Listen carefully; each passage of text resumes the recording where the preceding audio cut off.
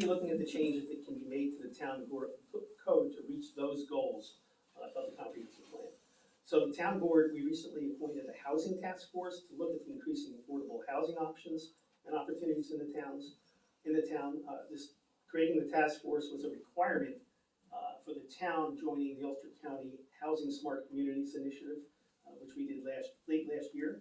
The housing initiative will provide the town with free consultancy on housing, including helping the town amend its code to increase affordable housing.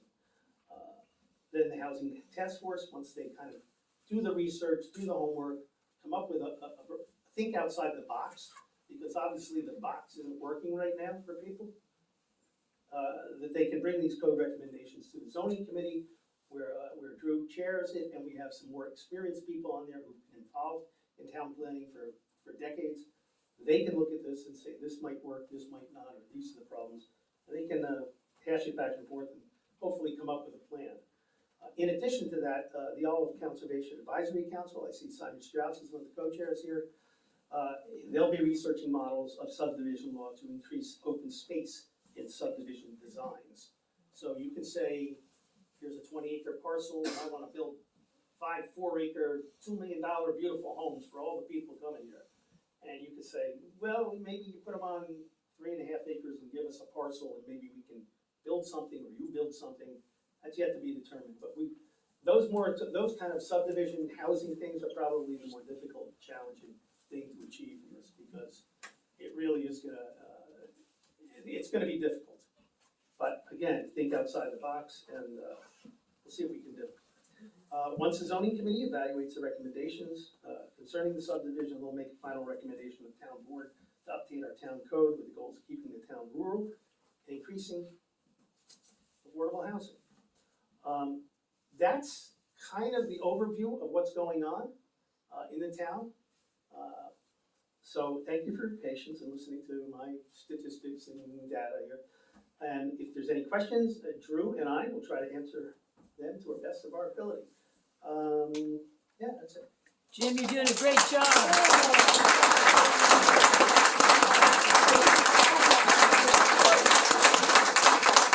Now to the fun part. I see Deb back there with her hand raised. Yes, Deb. Yep, I work with a lot of elderly, as you know, I do Medicare insurance plans for people. And when you're talking about affordable housing, are you talking about creating facilities like the Tongor Pines? If we can find that, there's so many moving parts in this, but there are some parcels where that kind of use, let's say you had a place where there was a large parcel and the owner wanted to sell it. The town can actually go in and approach the owner and say, we'd like to do a request for qualifications with you if you're willing to do this. And what that is we can say, we're gonna put some criteria that we feel is important on your selling that land to a developer. And that can be, give us some mixed use facilities with some commercial retail to help make up for the retail we lost in Boyceville. We can ask for affordable housing, or we can ask for rental apartments. We can ask for affordable housing, which gets a little bit more challenging to manage, and we can ask for senior housing. Once you get into the specific senior and affordable, it always ends up that you look like you're gonna need a manager to continue to look at who's eligible, what they're renting for, to be able to moderate all that, like, forever. So you have to have a relationship with like Rupco or somebody like that to do that, which is what the housing set up in Olive Ridge is. You know, the town of Chester, I don't know if you know that, the town people and the town boards got together to purchase such properties like down the road from us, the 27 acres that Michael Fox recently sold, which is now in question for resale for not a great thing, as we feel. But something like that might go over well with a thought to present to all of the town of Olive. Those things are on the table. The housing committee is going to be looking at those types of things. What's feasible? What's feasible, like in the long term and the short term as well. So a project like that you need $700,000 to buy the product. I don't have that. Like, the last time I checked with town, pockets, we didn't have that. But you know, but you can start looking at, maybe we wanna set up like a mortgage tax, and I, don't quote me on this, I don't know what's legal or not. You can add additional tax to mortgages and things like that, where you can start to accumulate a fund from that, a revenue, but it would take a while to be able to do stuff like that. And I have one more question. Sure, one more, that's it Are there now. higher taxes for non-residents? What's that? Have you implemented a higher tax for non-residents? I looked into that years ago, and I was told that it was illegal in New York. But if you know otherwise, let me know. I say we write letters and maybe. You can do that, I don't run the tax laws, but Thank you. Cynthia, yes. Hi. Can you update us on what's happening with the Route 28A bridge and the trail off? Yeah, I just had a meeting on that today. They are, for those of you not familiar with the project, maybe you didn't see it, but there's a bridge on 28 and 28A in Boyceville, okay? And that is gonna come out to the right of the bridge as you're heading toward 28 and adjacent to the current bridge. That'll come to a T intersection. Every access to that intersection will have a turn-off lane to come either way, anywhere you go. The roadway will continue up and the S-turn will be straightened out. I think they might have that done by the end of the summer, this coming summer. They are 1 year ahead of schedule. What? And they took a winter break because, I don't know why they took a winter break. It's like, oh, you take a winter break. I'm like, it's been the mildest winter we've ever seen. But they're 1 year ahead of schedule, so that's really great. My request to them today was, I wanted to know about some culverts and things like that. But they are going to reestablish the parking lot there and add spaces. I don't have exactly how many, at least a half a dozen, if not more. And I asked them to leave, I want to talk to the county and see if the county will entertain the fact of leaving the power out there and the internet out there, and they can do a Wi-Fi thing there maybe. And maybe car chargers, I'm not sure. But that was the discussion today.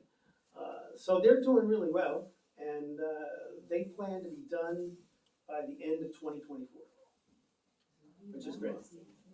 Yes? So that massive project is just for the roadway?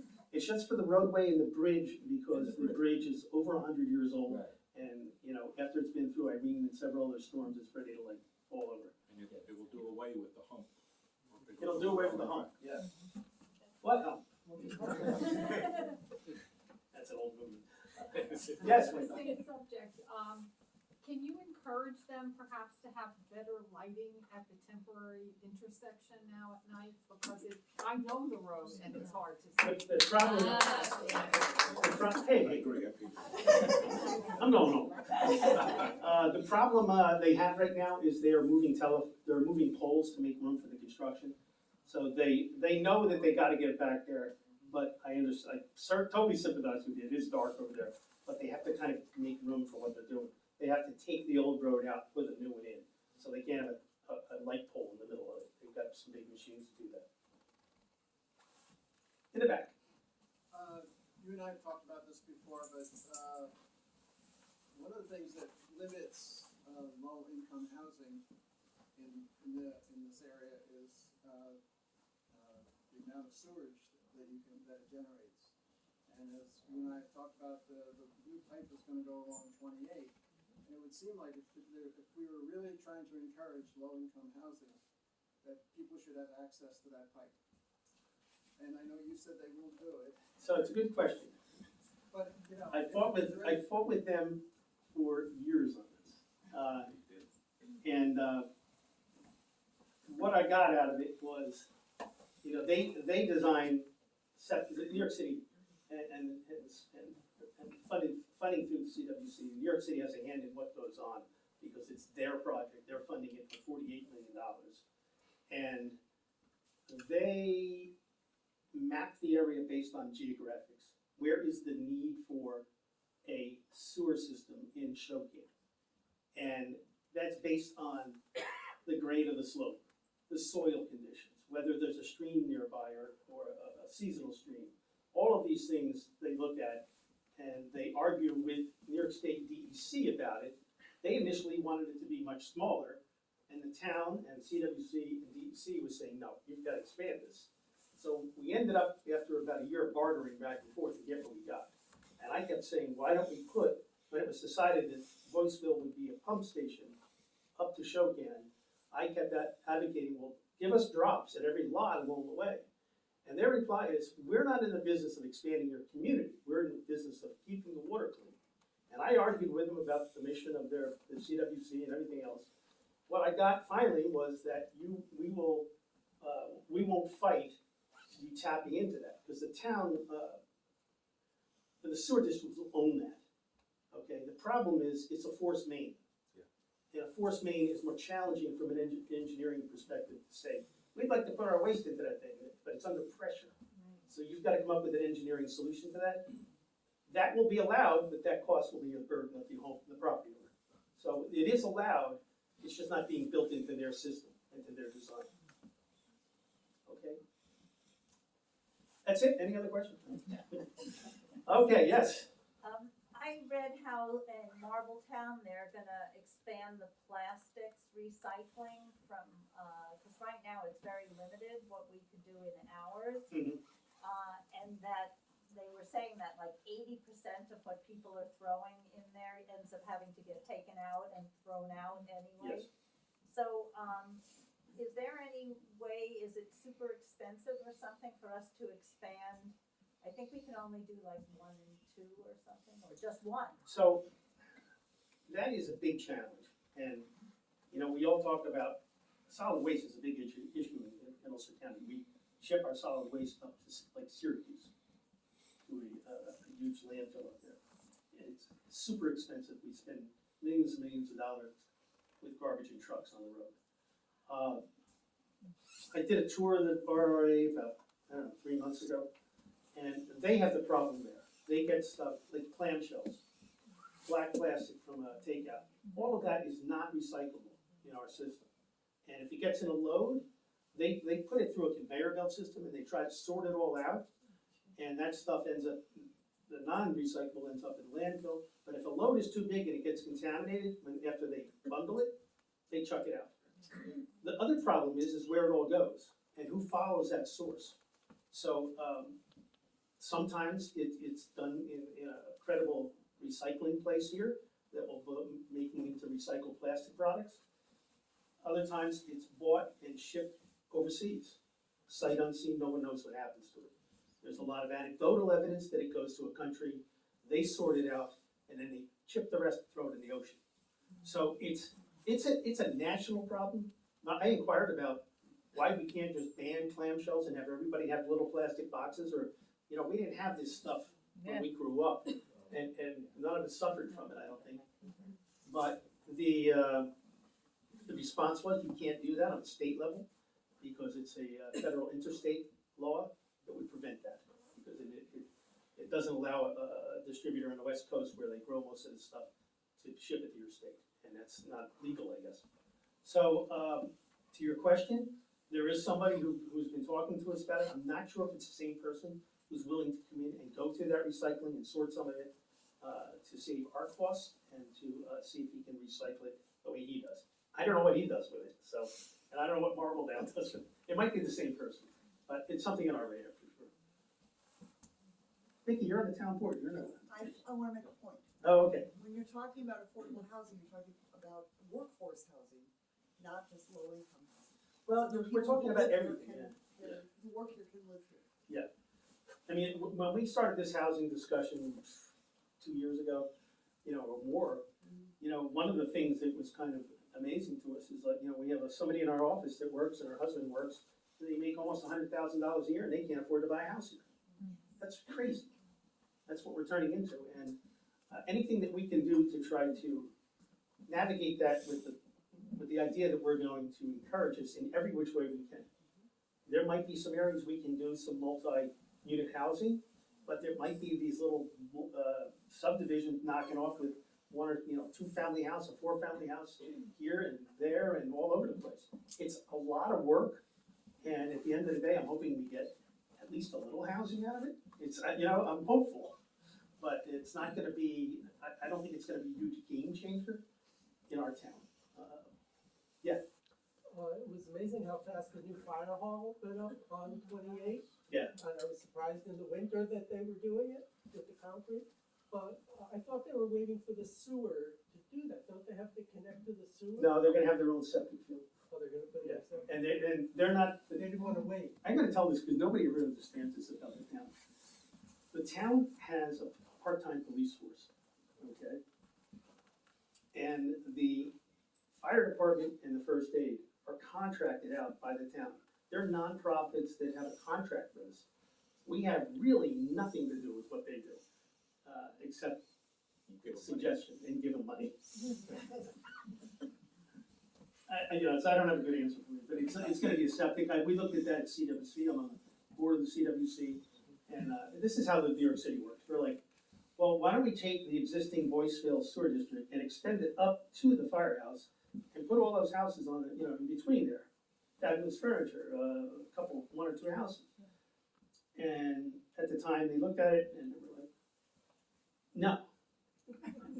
But you're gonna put a septic system in. Yeah, but we'll put the septic in, that's what the program says, that's what our rules say. And I said, why don't we look at it at least? No.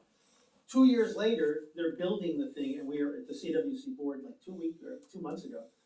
We had to approve the septic cost to the fire department.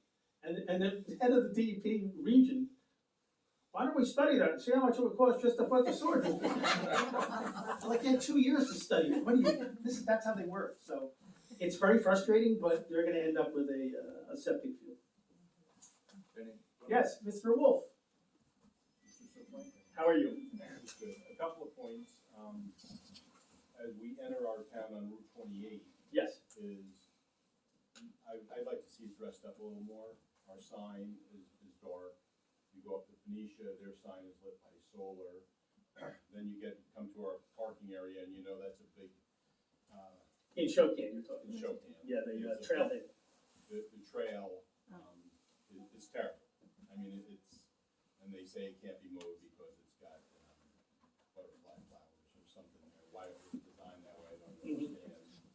And then self-service through that corridor too is still terrible. I know you've been working on that. It's terrible. My road, I changed carrier. I know Drew was up there too, and it's just not good. It used to be excellent where I dropped my home phone, and I have a neighbor that just went back to a landline because it's so bad there. Mhm. And It is better than it was after Jim talked to Verizon. I mean, I had one bar at my house, now I've got 2 bars. Hey, 2 bars is better than none. Well, you are with the configurator. The difference is, at least now when I get a phone call on my cell phone, it doesn't drop out on me. So, It should be better. I spent a morning driving around with a representative from Verizon, who I was able to get through with March Gallagher, the comptroller. March and I serve on the digital commission for the county to expand self-service in the county and to expand broadband in the county. We're working on the broadband aspects right now, and cell stuff we're just starting to work on, and I'm hoping that that can happen. But we have very little control over them, if any, and we have no control over them, but we have very little say. They are a business, they're gonna go where the money is, we don't have the volume here, so it's driven by that way. However, if we can leverage them with the county somehow, we might be able to expand that. There are no guarantees. You live on the other side of the mountain, you have none in Samsonville, Olive Bridge area. So, it's problematic everywhere in a rural town. We're chipping away at it the best we can. Once we get the fiber set up in some of our town facilities, I'm gonna look into these things that you can plug into your broadband, and they can send out cell signals in a small area, like in a parking lot or something like that. But the cleanup load, Oh. the corridor coming up, that parking lot, like I said, is terrible. And I know you said we can't. Again, not a town facility, but it's and I dark talked now. to the head of the New York City area who manages all the infrastructure. That was in the contract the county signed with the DEP, that would be native plantings and kept that way. He was gonna look into seeing when they mow in the spring, if he could mow the right of way more. He doesn't know exactly where that line of demarcation is between. Well, I see a Wild and- volunteer out there with his weed whacker, so you aren't stepping out into weeds, you know, it's like a, Mhm. you know, You're welcome to have that conversation with them if you like. I've had many times. Yeah. Yes, oh wait, hold on, let me get people with me. Yes, in the back. Okay, I just want to say thank you to all the people who did the survey and the aggregate of the findings, and also the need for a comprehensive plan. A few of us in this room, Helen, myself, Zach Sklar, and Helen Boy, some other people, in the late 80s, early 90s, did a survey, and the same results that everyone wanted to have a rural, keep the rural flavor. So I was so happy to see that, and hopefully we can move ahead. We did try to move ahead years ago. That was, what, 30 years ago? Yeah. It would be so nice to see that move ahead so that we have something to protect us. We had to fight individual fights for against what was it? Casino gambling here. I can tell you the weirdest, craziest projects that we had to fight over time because we didn't have that in place. So I think this is really going to be really helpful, and really want to thank everyone for that. Well, thank you, and I know Kate, you were on that committee, I don't know who else was here that's on that committee. But there was a group that we put together to work on that, and they got that phase one of it last year done in a timely fashion, and in a very timely fashion for all the other stuff we're trying to do, which was very helpful to me and the board. But also, they'll continue to work in a few months once we get the funding straightened out with the state. Plus, I think one difference now, I think that the town board is committed to making this happen. Mhm. In the past, I think, I worked on one back in 2010, 2011. It got created, but the town board never acted on it. And I think we get the document, I think the town board's committed to making it happen. Yeah.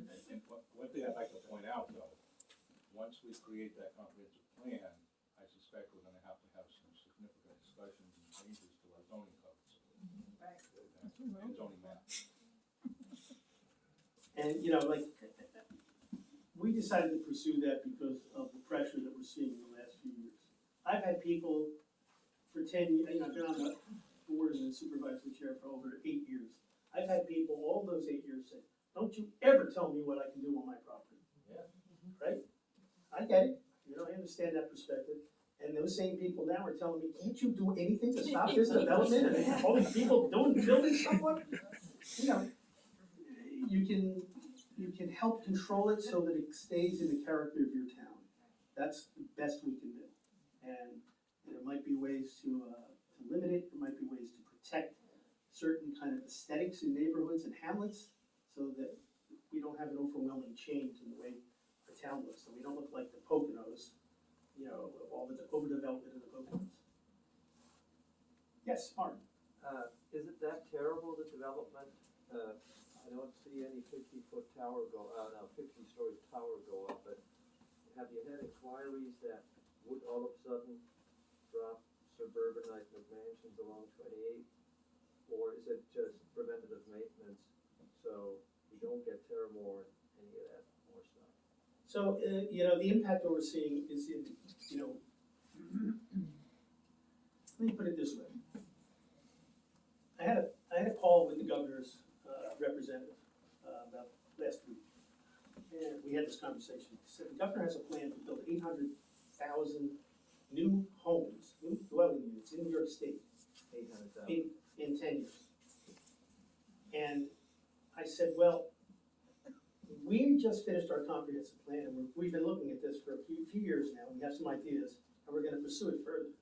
But we also have a very strong, the highest response rate on a comprehensive plan survey to keep the town rural. So there's our dilemma. How do we increase housing, but keep these bucolic areas in our town that bring people here, that attract people here, that make people wanna live here? How do we maintain that? We've gotta protect those and not have, overbuilding done in those areas. And he said to me, well, that's what we hear from Long Island and Westchester, and they're like, we don't want that here. We don't want those people here. We don't want to have housing for people that and he thought it was a discriminatory practice, and historically it has been in New York. And I looked at him And he said, I'm a person of color, you know, I know what this is like. And I said, I don't think you understand what I'm saying here. We're not trying to keep those people, poor people out. We need them for our workforce. We need people for jobs. There's millions of help wanted around, these signs around here. We're trying to keep the wealthy people out, the rich people. He goes, I never thought of it that way. And I'm like, yes, that's the help us here, you know, in the tourist areas, that's what we're finding. You know, it's a sort of rural gentrification. We're not trying to be unwelcoming to people. We've always had people moving here since the beginning of white people moving here. And, but there is a threshold level that if we want to maintain the aesthetics and character of our neighborhood, we have to control. Some areas of the town are going to be more viable for increased density than other areas, if we want to do that. So that's kind of the nature of it. Yes? Can you expand on how the short-term rental is being enforced, because we know,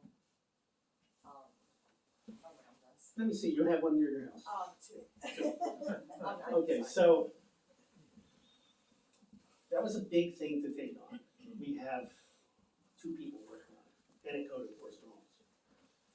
What we did was we had a 3-month period after a year and a half of discussion at the board level and 2 public hearings.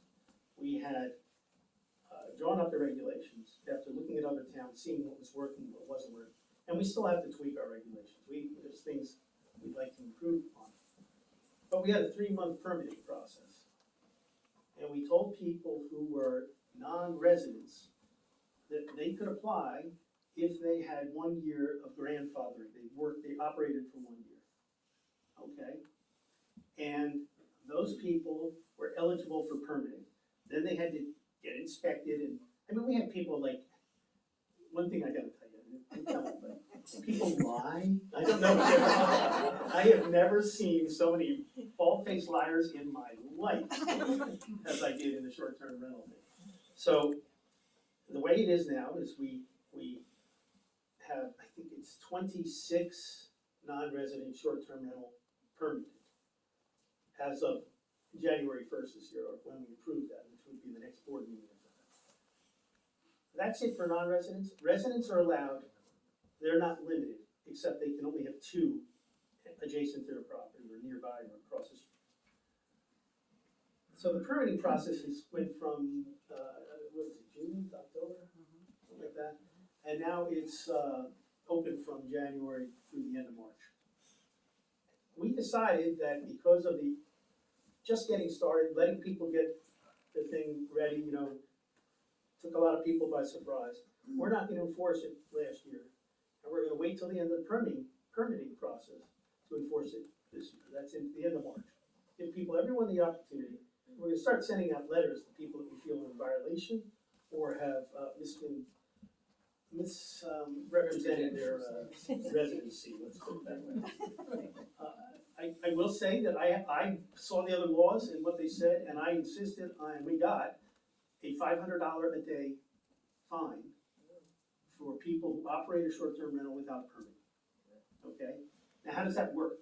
Well, we just don't come up with a number and send them a bill like they're in a restaurant. We have to go through a process.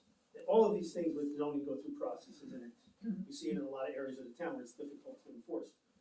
So they will get a notice of violation with a stop work order. If they continue to operate, they will get a notice to appear in court. Once they appear in court, we have resources like Airbnb or Arab DNA. Airbnb. No, it's called Airbnb DNA.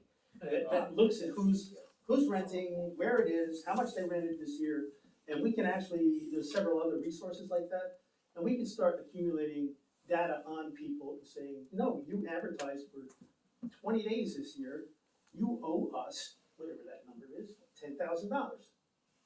Okay, and take them to court.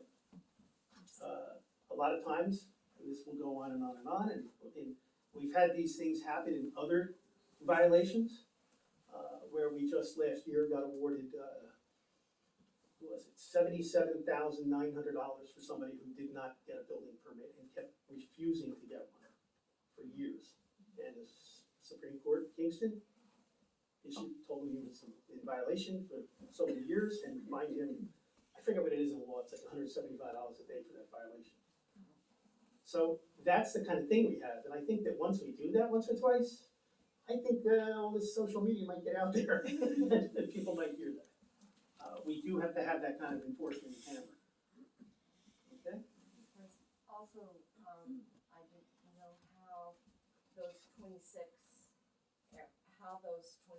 Airbnbs that went on residents, because is there no, is it just point blank, whoever the first 26, there's no examination of the property to see? No, they're all inspected. Okay, They all go through a because very rigorous process. In one fact, we have probably property has- now, from that first period, we have at least 12 that have not completed their inspections, and we just send out letters that if you don't respond in 2 weeks, we're gonna pull your permit, we're gonna fine you. So, Because numbers of people, like 17 on one septic system, Mhm. you know, and we, Mhm. you know what we're talking about. Therein lies a problem with the SPR in general throughout.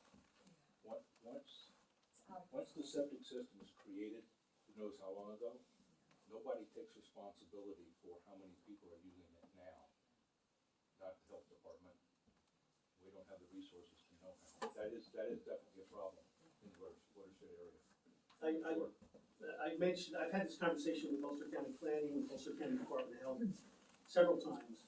So, from a housing perspective, Drew and the zoning committee, like 3 years ago, recognized that we have what's called a lot of accessory dwelling units in the town, which is on one lot. The law is supposed to be, previously, one lot, one dwelling. That's like the law, and that was done all over New York State, and it was considered restrictive zoning. So what we did was we said, look, this guy around the corner from me has one, this guy has one, people you know have them, they've existed for years. It was kind of nobody really paid attention to it. Now we find that accessory dwelling units are good for housing, to have a studio apartment.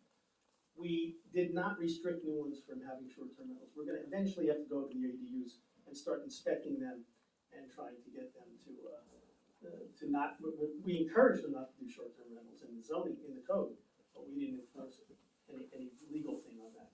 But the county, I said, you're telling everyone from the county level in the planning department to create ADUs, but yet, what happens with the septic, in the septics? And they're like, well, I don't know. I said, how do we manage this, No, talk to the Department of Health, and they're like, no, we only do new septics. Nobody wants to put a handle on it. So one of the things we did with the zoning, we made ADUs, what's the term? You have the right to have one on your property without a whole lot of interference with the town. Accessory dwelling. STRs, there's a whole lot of hoops and bumps you gotta go through.